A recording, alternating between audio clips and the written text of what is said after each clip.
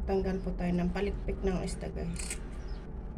Ganito po ako maglinis ng isda. Tanggalan na po ng kaliskis. So ito po ilalagay ko doon sa, ihalo ko doon sa may saluyot at saka ano, yung dahon ng ampalaya, guys. Ayan. Panghapunan.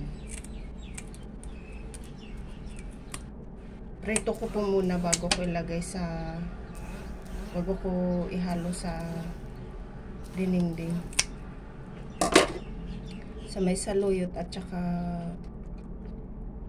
dahon ng malunggay, ampalaya.